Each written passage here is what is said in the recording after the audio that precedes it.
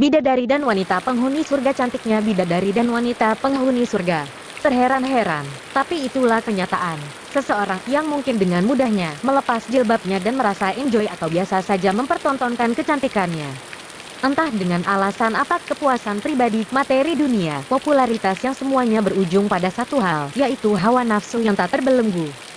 Padahal, nun di surga sana, terdapat makhluk yang begitu cantik yang belum pernah seorang pun melihat ada makhluk secantik itu. Dan mereka sangat pemalu dan terjaga sehingga kecantikan mereka hanya dinikmati oleh suami-suami mereka di surga. Berikut ini adalah kumpulan ayat dan hadits yang menceritakan tentang para bidadari surga. Harumnya bidadari. Rasulullah Shallallahu Alaihi Wasallam bersabda, sekiranya salah seorang bidadari surga datang ke dunia, pasti ia akan menyinari langit dan bumi dan memenuhi antara langit dan bumi dengan aroma yang harum semerbak. Sungguh tutup kepala salah seorang wanita surga itu lebih baik daripada dunia dan seisinya. Hadits riwayat Bukhari dan Muslim.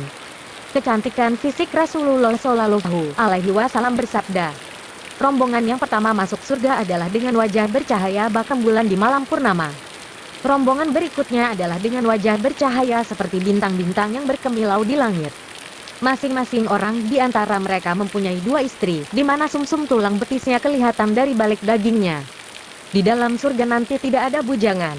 Hadis riwayat Bukhari dan Muslim. Demikianlah, dan kami berikan kepada mereka bidadari.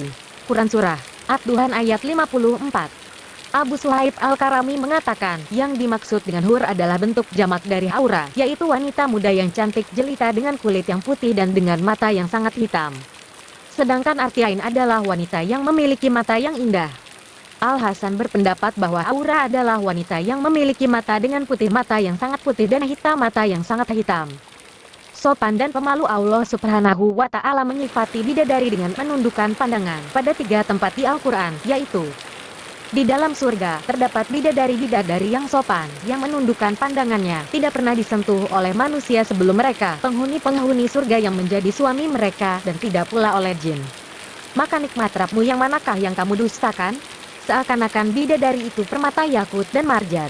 Quran Surah Ar-Rahman ayat 56-58. Di sisi mereka ada bidadari-bidadari yang tidak liar pandangannya dan jelita matanya. Quran Surah Asy-Saffat ayat 48. Dan pada sisi mereka ada bidadari-bidadari yang tidak liar pandangannya dan sebaya umurnya. Seluruh ahli tafsir sepakat bahwa pandangan para bidadari surgawi hanya tertuju untuk suami mereka, sehingga mereka tidak pernah melirik lelaki lain. Putihnya bidadari. Allah Subhanahu wa Ta'ala berfirman, seakan-akan bidadari itu permata yakut dan marjan. Quran Surah Ar-Rahman ayat 58. Al-Hasan dan mayoritas ahli tafsir lainnya mengatakan bahwa yang dimaksudkan adalah bidadari-bidadari surga itu sebening yakut dan seputih marjan. Allah juga menyatakan bidadari-bidadari yang jelita, putih bersih dipingit dalam kemah. Quran Surah Ar-Rahman ayat 72. Maksudnya mereka itu dipingit hanya diperuntukkan bagi para suami mereka, sedangkan orang lain tidak ada yang melihat dan tidak ada yang tahu. Mereka berada di dalam kemah. Baiklah, ini adalah sedikit gambaran yang Allah berikan tentang bidadari di surga. Karena bagaimanapun gambaran itu, maka manusia tidak akan bisa membayangkan sesuai rupa aslinya, karena sesuatu yang berada di surga adalah sesuatu yang belum pernah kita lihat di dunia ini. Dari Abu Hurairah radhiyallahu anhu mengatakan bahwa Rasulullah Shallallahu Alaihi Wasallam bersabda, Allah Subhanahu wa Ta'ala berfirman, aku siapkan bagi hamba-hambaku yang solih sesuatu yang tidak pernah dilihat oleh mata, tidak pernah didengar oleh telinga dan tidak pernah terlintas oleh pikiran. Hadis riwayat Bukhari dan Muslim. Antara bidadari dan wanita penghuni surga setelah mengetahui sifat fisik dan akhlak bidadari, maka bukan berarti bidadari lebih baik daripada wanita surga.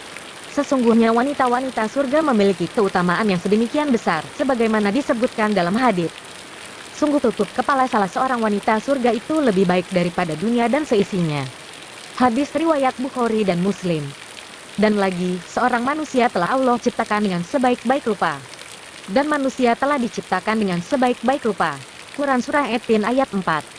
Dari Ummu Salamah radhiyallahu anha, ia berkata, saya bertanya, wahai Rasulullah, manakah yang lebih utama, wanita dunia ataukah bidadari yang bermata jeli?